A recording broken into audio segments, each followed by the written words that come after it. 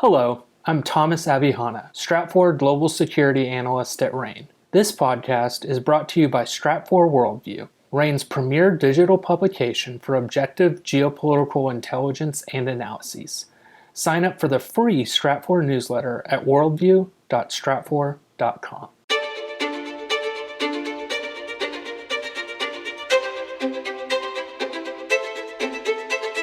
You're listening to the Essential Geopolitics podcast from Stratfor, a RANE company. I'm Emily Donahue. Rising tensions in eastern Ukraine are drawing global attention to the frozen conflict between the government in Kyiv and Russian-backed separatists. Here with guidance is Sam Lichtenstein, Stratfor Director of Global Security Analysts at RANE. Welcome, Sam.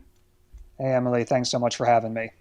Can you catch us up? What's been happening in eastern Ukraine in the past year, and maybe even what's happened in the last few weeks?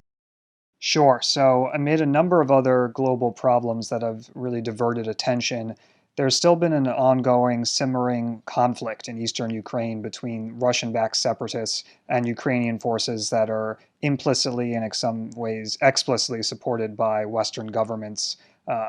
What you've seen in the past year is the successful implementation of the latest ceasefire in July 2020. There have been a number of ceasefires over the years that have been tried. However, the one in July held quite successfully, largely until the end of 2020. There was a significant decrease in the number of ceasefire violations and actual casualties on both sides. The problem, unfortunately, is that the ceasefire began to break down around the turn of in 2020 into 2021. And particularly since about February, there's been a significant uptick in violence. Most notably, on the deadliest day of the year so far, on March 26th, 4 Ukrainian soldiers were killed near the separatist de facto capital in eastern Ukraine.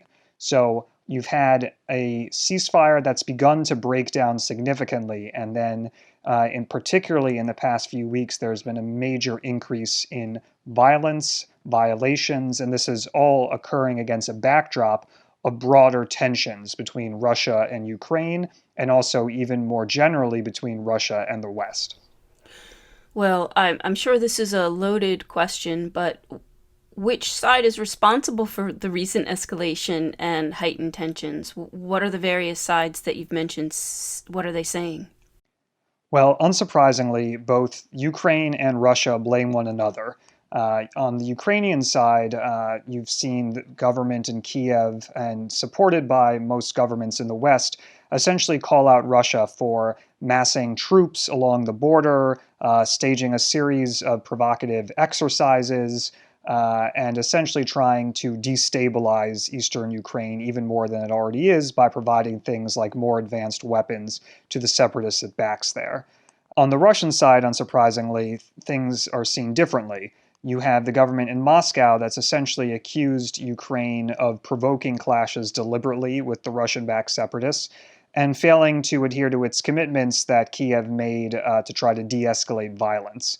Notably, you've had President Putin, as well as a number of other senior leaders, including his foreign minister, essentially say that Ukraine is trying to goad Russia into a conflict, and that if it really wants war, Russia will bring it, but it's certainly not the preference of Moscow to do so.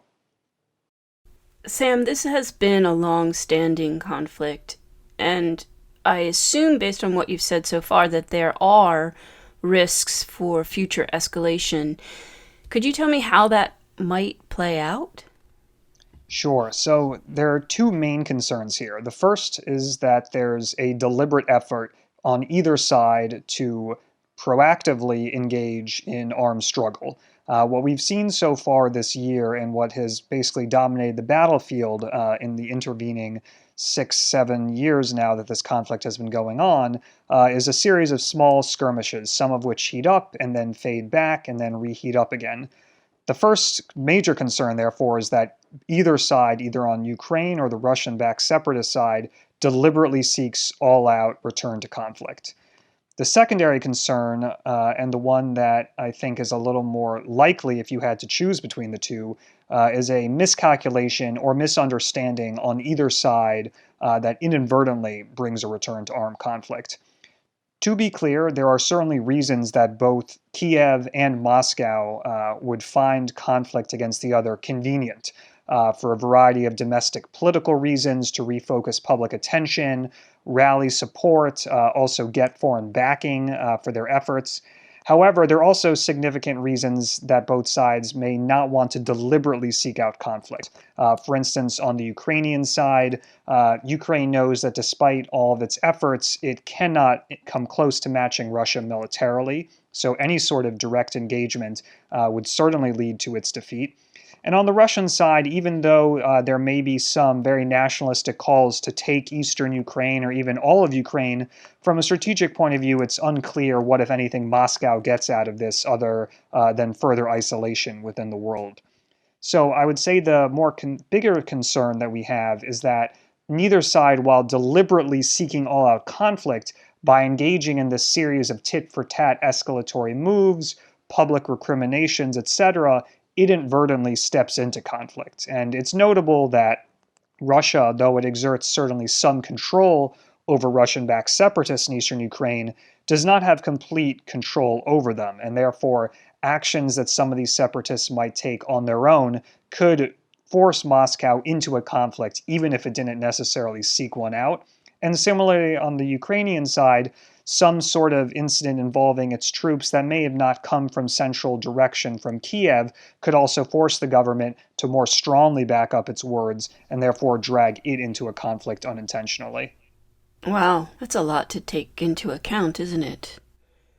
Unfortunately, it's a tragically complex scenario that at this moment has no clear way of resolving itself. And so you have this stalemate on the ground. And really the only peace process to speak of is one in theory. And until both sides get serious about negotiating, there's not going to be an end in sight. Sam Lichtenstein is Stratfor Director of Global Security Analysts at RANE. Sam, thank you so much.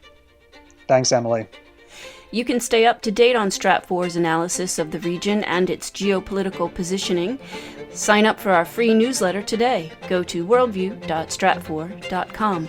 That's worldview.stratfor.com. I'm Emily Donahue. Thanks for listening.